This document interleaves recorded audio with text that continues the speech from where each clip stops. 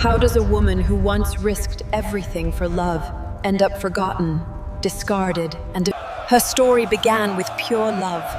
Love for a man who wasn't a prince, but who captured her heart entirely. But her father, King Saul, saw her love not as a blessing, but as a weapon to destroy David.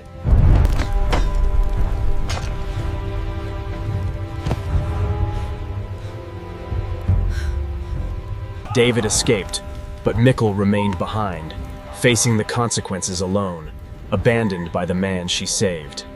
Years later, she was torn from a husband who loved her deeply, taken back to David not for love, but for politics. Their final confrontation shattered whatever was left. How dare you embarrass our family with your vulgarity? I was honoring the Lord who chose me over your father's house. From that day on, Michal had no child. Before you hear another word, ask yourself this. How can a woman who once risked her life for the man she loved end up forgotten, abandoned, and remembered in Scripture for a consequence that marked her forever? This isn't just a love story, it's a biblical lesson about wounds, pride, worship, and the high cost of a hardened heart. And the truth hidden inside Michal's life might change the way you see your own. A woman once saved a king's life. She risked her safety for love. She stood against her own father. Yet years later, when that same man returned as the ruler of Israel, she was no longer important. She became a tool in political maneuvering. Today, we uncover the real account of Michal, daughter of King Saul and wife of David, a story preserved in Scripture that reveals how love can shape destinies, how political agendas can crush hearts, and how the wounds we hold onto can affect our relationship with God. The Bible dedicates multiple chapters to her story, and there is one final detail many people overlook. After one particular confrontation with David, something happened that changed her life forever. Scripture records a consequence that followed her all her days, and it carries a deep message for us even now. What happened from the night Michal helped David flee to the day she openly challenged him? How did a woman who loved him come to despise him? And what exactly was the consequence the Bible mentions? Stay with me until the end because we will walk through every moment of this story directly from the biblical text. You'll see not only what happened, but why it matters for your life today. This is the story of Michal, the woman who loved David but paid a painful price. Her journey begins in 1 Samuel 18. David had already killed Goliath and become a celebrated warrior in Israel. Women across the land sang, "Saul has slain his thousands, and David his tens of thousands." And in this climate of admiration and praise, something significant occurred. Verse 20 says, Michal, Saul's daughter, loved David. This is one of the few clear statements of a woman's love for a man in Scripture. There is no ambiguity. Michal genuinely cared for David. He had no royal blood. He wasn't born a prince. He was a shepherd who became a soldier, yet he captured the heart of the king's daughter. But there was a problem. Michal's father, King Saul, was growing dangerously jealous. The more the people celebrated David, the more Saul felt threatened. Scripture says Saul feared David because the Lord was with him, but had left Saul. When Saul discovered his daughter loved David, he didn't see a chance to bless her. He saw a trap he could set. And so began one of the most complicated stories of love intertwined with political strategy that the Bible records. Michal's affection was true, but it was about to become a weapon in a battle she never asked to be part of. Saul offered a proposal recorded in 1 Samuel 18:25. The king wanted no dowry except 100 Philistine foreskins to take revenge on his enemies. But Scripture exposes the truth. Saul hoped the Philistines would kill David. It was a calculated death sentence. The task wasn't difficult, it was suicidal. It demanded David risk everything by entering enemy territory, facing Philistine warriors, and returning alive. Saul fully expected him to die attempting it. The palace atmosphere must have been charged. Flickering torches, stone halls, silent guards. David stood before Saul hearing the proposal. Saul pretended kindness, but his eyes showed a different intention. Michal sensed something was wrong, but had no power to stop it. The decision was David's and he accepted. What happened next astonished everyone. David didn't just succeed, he doubled the requirement. Verse 27 says, he killed 200 Philistines and brought back twice what Saul asked. Saul was forced to honor the agreement and Michal became David's wife, but the marriage did not bring peace. Scripture says that when Saul realized the Lord was with David and that Michal loved him, he feared David even more and remained his enemy for life. Love existed, but so did hostility, and the combination was disastrous. Things escalated quickly. In 1 Samuel 19:11, Saul sent men to David's home to watch him and kill him the next morning. The mission was clear: David would die at dawn, but Michal discovered the plan. Verse 12 says she helped David escape through a window. She didn't just warn him, she took action. She then took a household idol, placed it on the bed, covered it with clothes, and put goat's hair at its head to make it seem like David was sleeping. When Saul's men arrived, she told them he was ill. She stalled them. When Saul learned of the deception, he confronted Michal. Her reply is recorded in verse 17. She claimed David threatened her, saying, "Let me go, why should I kill you?" She protected herself with a lie, but the truth remains she chose David that night. Yet something is missing from the text. There is no record of David returning for her. No mention that he attempted to take her with him. He ran for his life, survived, and Michal stayed behind to face the anger of her father alone. She saved him, but he moved forward without her. And this was only the first of many heartbreaks she would endure. Imagine risking everything for someone you love and then being left behind. Years went by. David lived as a fugitive, hiding in caves, gathering warriors. And during this time, something significant happened. According to 1 Samuel 25 minutes and 44 seconds, Saul took Michal and gave her to another man, Palti, son of Laish from Galim. She had no choice. She was handed over as if her marriage meant nothing. Meanwhile, David also married other women, Ahinoam and Abigail. To new marriages, to new lives, and Michal faded from the story for a while. The Bible doesn't describe her emotions or thoughts. She simply disappears, silenced, overlooked, living with a man she did not choose, knowing the man she once saved was alive but not fighting for her. If this story already resonates with you, if you see how Scripture honestly portrays human brokenness, please like the video, subscribe, and activate notifications, because what happens next is unexpected. Michal was forgotten, but her narrative was far from finished. Saul died in battle.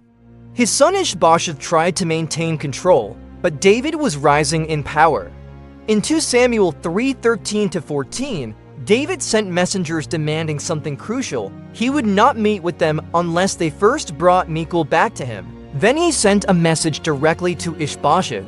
"Give me back my wife Michal, whom I married for 100 Philistine foreskins." This was political leverage. David wanted to strengthen his claim to the throne by reconnecting himself with Saul's family. Michal became a strategic piece. Verse 15 says Ishbosheth took her from her husband Palti, and verse 16 gives a heartbreaking detail. Palti followed her, crying as he walked behind her until they reached Bahurim. He loved her, but he had to release her. Michal was taken back to David, but Scripture records no emotional reunion. No conversation, no healing moment. She was simply returned, like an item being retrieved. And when she entered David's household again, she found a changed man, now king, now powerful, now surrounded by multiple wives. She was no longer central to his life. What the Bible shows us here is that even people God chooses can make imperfect decisions with painful results. And then we reach the defining moment of Michal's life into Samuel 6. The Ark of the Covenant was being brought to Jerusalem, a moment of immense spiritual joy. David was fully absorbed in worship. Verse 14 says he danced before the Lord with all his strength, wearing a simple linen ephod, a priestly garment, not a royal robe. He humbled himself in worship before the entire nation. But verse 16 reveals that as the ark entered the city, Michal watched from a window. When she saw David leaping and dancing, she despised him in her heart. This was not mild disapproval, it was deep contempt. Why? Scripture doesn't explain her thoughts directly, but the circumstances speak loudly. Years of abandonment, being traded between men, watching David live with other wives, feeling forgotten, unloved. When she looked at David dancing freely before God, she didn't see worship, she saw something that stirred up her pain. And this led to a confrontation that changed her story forever. David returned home joyful, ready to bless his household. But Michal confronted him with sharp words recorded in verse 20, accusing him of behaving shamefully before the female servants. It was sarcasm and attack on his worship and his dignity. David responded in verses 21 to 22, explaining that he danced before the Lord who had chosen him over Saul's entire house. He said he was willing to humble himself even more and that the women she mentioned would still honor him. That was the last recorded conversation between them. There is no reconciliation after this moment. And then comes the chilling conclusion in verse 23. Michal, Saul's daughter, had no child to the day of her death. That's the final sentence of her life in Scripture. She disappears after this verse. Childlessness in that time carried enormous shame, no descendants, no legacy, no continuity. And Scripture directly connects this outcome to her treatment of David during a moment of genuine worship. The Bible doesn't clarify whether this was divine judgment or simply the natural result of a broken relationship, but the message is unmistakable. Refusing to recognize the sacred has consequences. Michal remained in the palace, but without voice, without children, without another mention, her story seemingly ending that day. Michal's life reveals the cost of letting unresolved wounds cloud our ability to see God as presence. She's one of the most complex women in Scripture, neither villain nor hero. If any part of Michal's story reflects your own, if past relationships have wounded you, if human pain has made it hard to worship, this message is for you. Your pain is real. Her story begins with real love. She risked herself to save David. She defied Saul. She acted bravely, but life did not reward her courage. David didn't return for her. She was given to another man. When she finally came back to David's household, it wasn't for love, it was for politics. She lived in a home with no intimacy, surrounded by other wives, watching David build a life where she was not central. And so, when God's presence returned to Israel, when David surrendered himself in worship, Michal could no longer see beyond her pain. Her contempt wasn't merely toward David, it was toward everything connected to him, including the God he was worshiping. Scripture does not explicitly condemn her, it simply states what happened. But through these events, we learn a powerful truth. Our personal pain cannot justify mocking or diminishing true worship. Our hurt cannot override reverence toward God. Michal teaches us through her downfall that when we allow bitterness to guide us, we risk missing holy moments. Thousands of years later, her name still stands in Scripture. She isn't remembered for heroism or evil, she's remembered as human, wounded, and caught between love and resentment. Her story challenges us. How often do we let past hurts blind us to God's presence right now? How often do we criticize the devotion of others because we are carrying unhealed pain? How often do we let pride speak louder than spiritual humility? Michal had real reasons to feel hurt. David was not perfect toward her. But when faced with the ark, with the presence of God returning, she chose resentment over reverence. And it cost her deeply. The Bible doesn't tell us whether she ever reconciled with God. It doesn't say if she repented. Scripture leaves her ending open, but her lesson remains unmistakable. Choosing bitterness can silence our story. Choosing pride can distance us from God, but choosing worship brings life. Your wounds matter, but they must never overshadow your pursuit of God. The difference between David and Michal that day wasn't he who suffered more, it was who chose to worship anyway. David humbled himself before God despite criticism. Michal protected her pride and missed a sacred moment. Scripture gives us her story not to condemn her, but to warn us. She shows how unhealed hurt can pull us away from God. If this story touched you, please like, subscribe, and turn on notifications.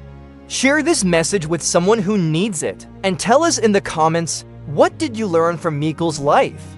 Remember, God is not seeking perfect people. He is looking for hearts willing to worship Him even in pain, people who choose humility over pride, people who value his presence more than their wounds. Don't let your story end like Michal's. Choose worship. Choose humility, choose God above your hurt. May the Lord bless you.